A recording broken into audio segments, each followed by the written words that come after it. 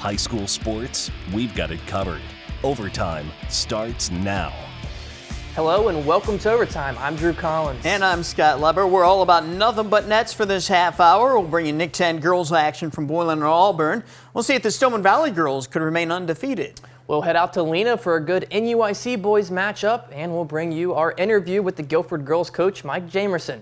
His Lady Vikings have been racking up some big wins.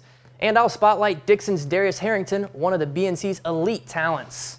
Right now, let's get into the highlights. The Guilford boys are closing in on another Nick 10 championship. They had a 3-game lead with 5 conference games remaining going into their home game tonight against Boylan. Guilford student section feeling very patriotic. Love it. I mean, they were so into this game. I had to calm them down sometimes. They were just bursting with energy.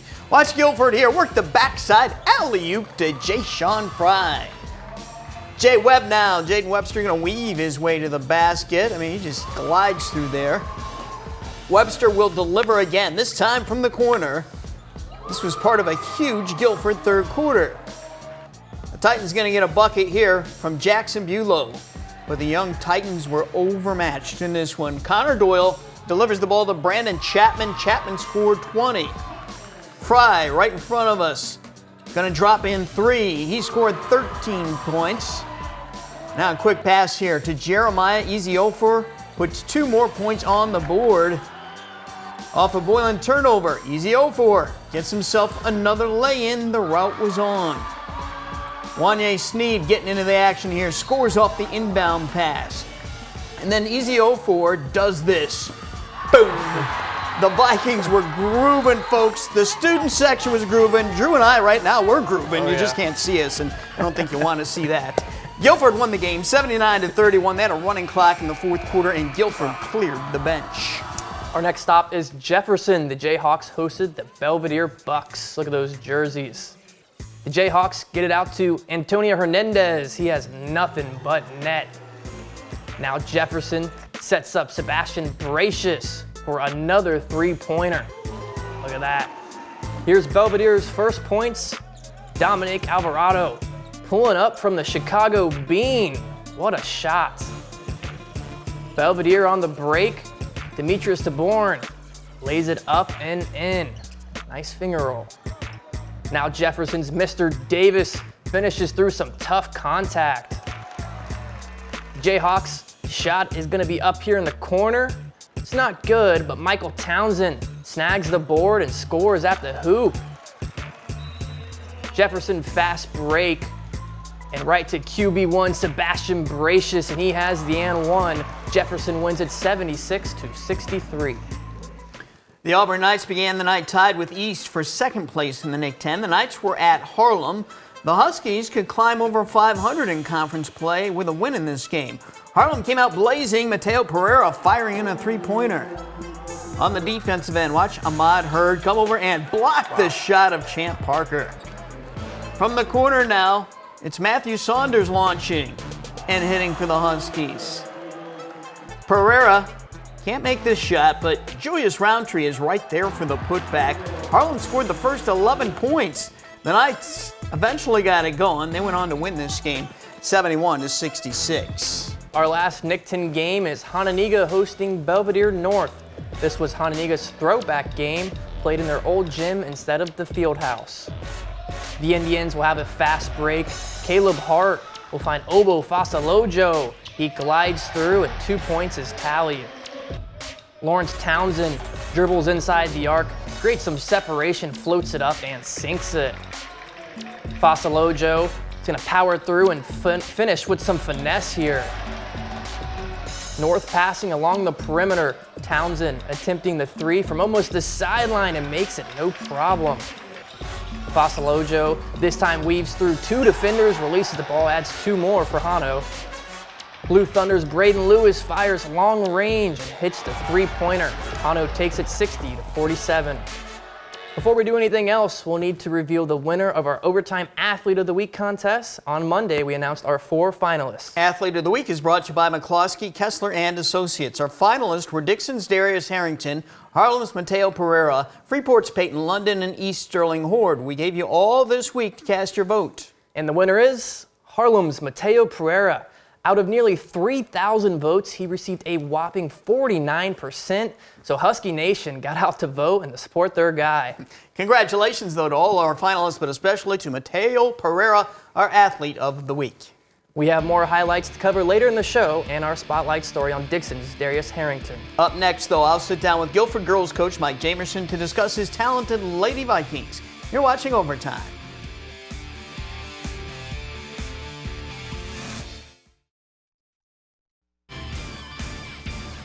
The Guilford girls basketball team has topped the 20-win mark for the 4th straight season. The Vikings also snapped Hononegah's 66-game Nick 10 winning streak last week. Head coach Mike Jamerson has a good thing going there at Guilford. Let's learn more about his team. I sat down with him earlier this week.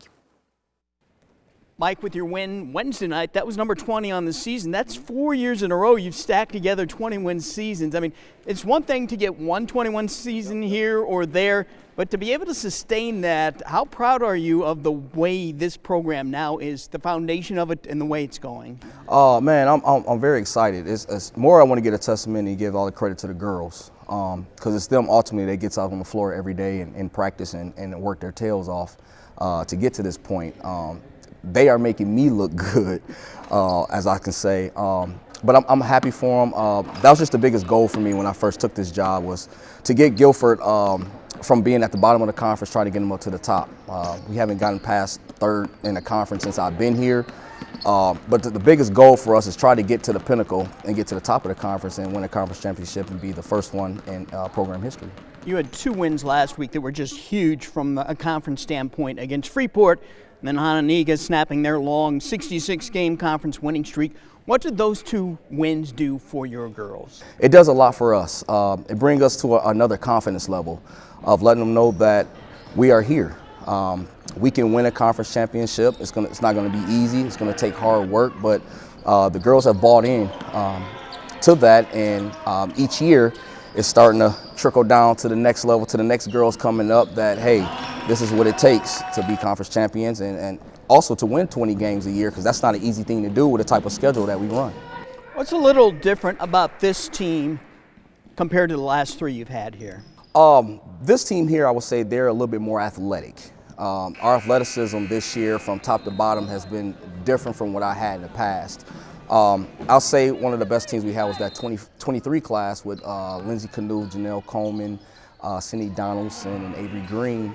With that group, they started where we're going right now in the program.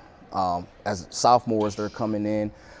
They were a little bit more basketball savvy, I would say. Here it's a little different because we have multi-sport athletes.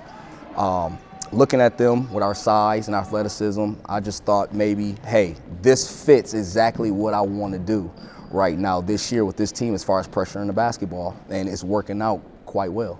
Speaking of multi-sport athletes, you got a few girls on this team who were on the flag football team that finished second in the state this year. And I know it's flag football, it's not tackle football, but still there's that aggressive mentality that goes with playing flag football. Has that carried over to the basketball court for these girls? Is this an aggressive team? Absolutely. Absolutely. They're not afraid of contact. Football did toughen them up a little bit, and it helps a lot with the conditioning. Yeah, it made them tougher. It made them a lot tougher.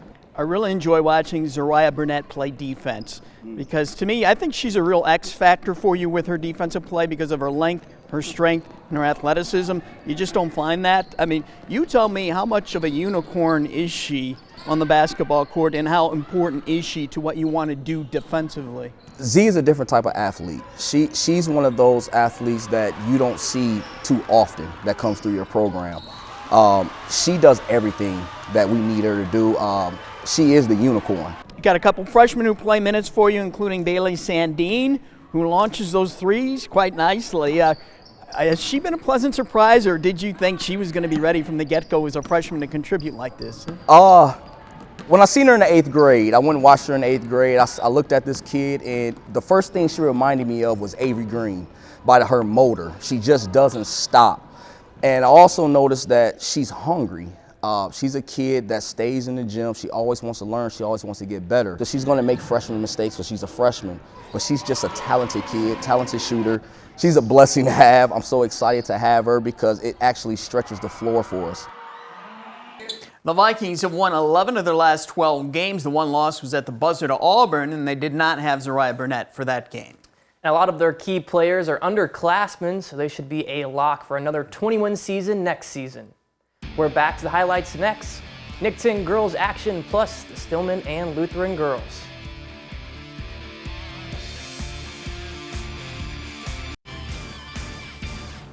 Well, we just learned about the Guilford girls team from Coach Mike Jamerson.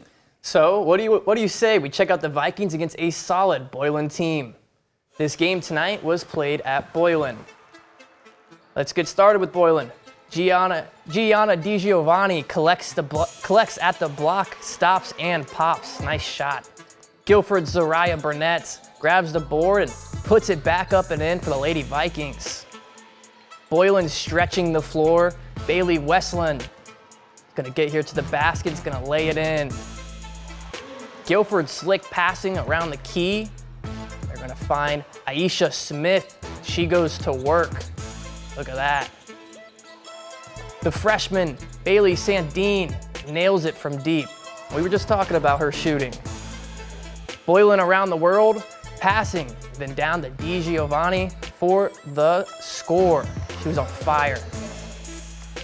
High to low sets up Olivia DeShazo for another three-pointer, but Boylan wins it 43-33. Kudos to the Lady Titans. Next stop, Auburn. The Lady Knights hosted Harlem. Before we get into the highlights, let's celebrate Auburn's Olivia Brown. She scored her 1,000th career point the other night, so Auburn recognized her in front of the home crowd tonight. Great job, Olivia. Now, it was also senior night, and this was a cool moment. Auburn senior Ava Gray spotted her big sis, Brooklyn, who surprised her by coming all the way up from St. Louis to be there for the occasion. Lots of tears, lots of joy for those two. Oh, love that. More joy here for the Gray family when Ava reins in a three-pointer. Gray scored 9 points.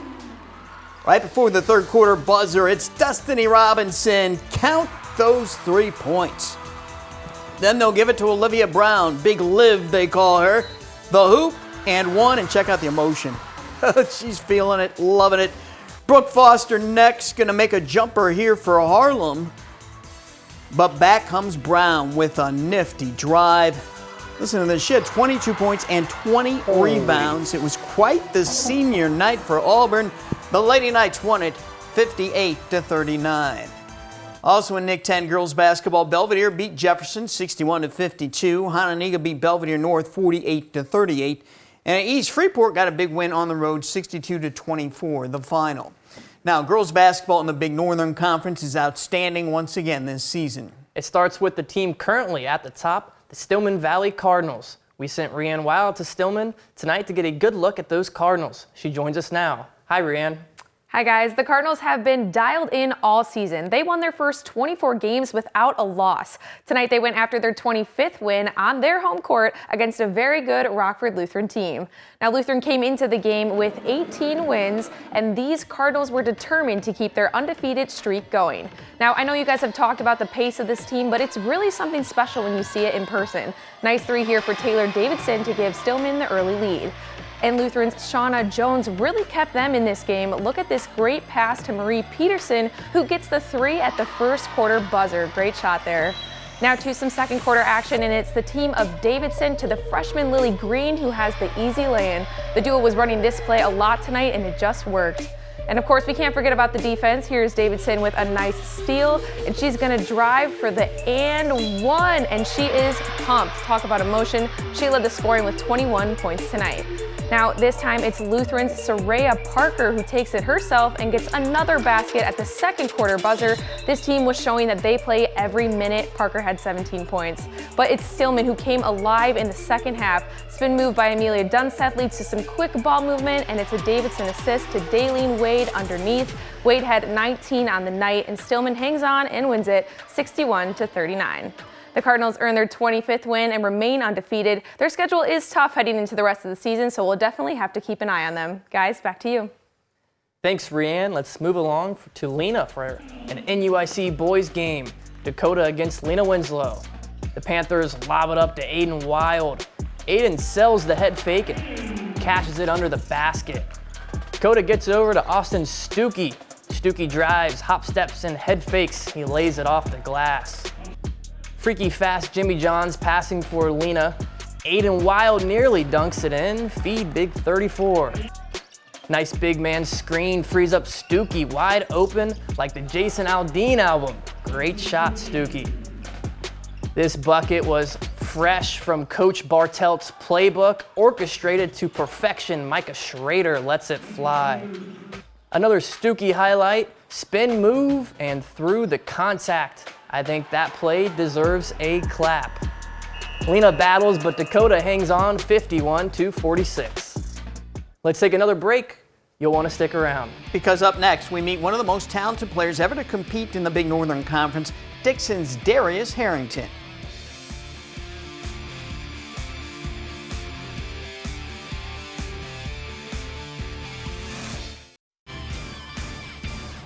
The Big Northern Conference has some special boys players this season.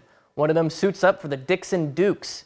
He is senior Darius Harrington. He's a player who can seemingly do it all. We focus on Harrington in our Spotlight segment brought to you by Benchmark Exteriors.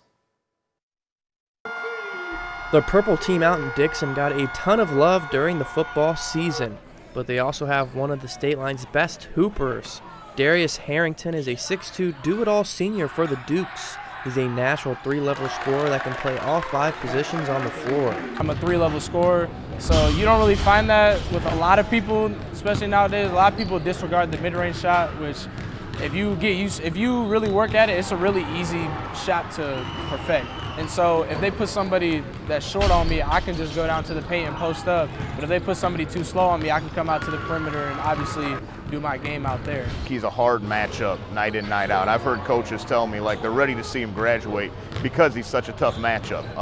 And again, he has good post moves. He has the ability to step out and hit open jumpers. He has the ability to take you off the dribble. Last year, you set the school's single-season scoring record for most points in the season. How's that one feel? It feels pretty good, honestly. I mean, I didn't even really expect that. I didn't even really know up until maybe a couple games until I broke it. I didn't even really know. Nobody really told me about it. Darius will be considered for the BNC Player of the Year as he's averaged over 28 points per game. He's also closing in on one more school record. He's closing in on the Dixon all-time scoring list, which was set at 1,781 points, set by Bo Bailey. I know I will beat the record. I'm gonna be confident with that. I'm not trying to sound overconfident, but I have confidence in myself that in these next however many games we have, I can break the record. My next goal after that is probably gonna get 2,000 points, but that's gonna be hard, obviously with limited games left in the season, but I feel like I can put whatever I put my mind to. I can do whatever I put my mind to. So. But the personal history is just a side mission. Darius's main mission is going as far as possible in the postseason. Last year, Dixon lost in the sectional semifinals, but they plan to go farther this year. Yeah, conference champs, regionals. Honestly, that's my biggest thing is just to win a regionals before I graduate this year. That's like a big thing I've been wanting for these past couple of years, and I hope this year could be the year for it. And why is this year the year for regional champs? What is it about this team that you guys can make it happen? We just have a lot of guys that step up and put all the extra time and work into shooting around and working on their craft and stuff like that. And I just want that to be able to show on hardware. This year he put up 33 points and 12 rebounds against Rockford Christian, 36 points against Stillman Valley, and even a whopping 46 points against Freeport. Everyone at Dixon seems to expect these numbers from number 32. What was it about that Freeport game where you put up 46 points? I mean, I guess just having confidence. Who they had guarding me just disrespected me, so I was like, okay, then I'll just score on him every time then. I am bad with stats when it comes during the game. I didn't know he had 46 until after the game. Like somebody came in the locker room, they're like, he had 46. I'm like, he had what? And again, like you say, he has 30 points, it seems like regularly. Coach Chris Harmon knows that special talent he has, and utilizing that talent to perform on the court to the best of the ability is the goal for the team to make a long run. He can guard 1 through 5. Like there have been times in the season, where we've had him on the point guard at times, and so it allows us to do some other things defensively, and that at times can simplify game plans. Like if you got someone that can't guard a certain type of player, you know, it's tougher to do some things defensively. And so with that, him being able to kind of get out there and guard any of those positions, it definitely helps. Harrington is one of those guys who doesn't play a position because he can play them all. He's amazing. Yeah, he is. And, you know, I was joking last week with you in the newsroom that he had an off night one night because he scored only 29 points. So that's how good he's been because he's been scoring 30 or even 40-plus points on a regular basis. We'll be right back. Now let's check out the top play caught on our cameras tonight. It's the Napleton Auto Group play of the night. We go back to that Guilford-Boylan game, and Jeremiah Eziofor throwing it on down there, the former Titan against his old teammates. Yeah, I think his teammates were happier than he was about this dunk. Jeremiah Eziofor, just part of the bench bunch for Guilford. That's how much depth they have when they bring a talent like him off the bench. That, folks, is the Napleton Auto Group play of the night. All right, we're going to be right back here with you next Friday night for another episode of Overtime. Catch us on Fox 39 at 11 o'clock right after GN Sports. For another look at this entire show or for scores and highlights of individual games, go to mystateline.com. That does it for this episode of Overtime. Have a good night and enjoy your weekend.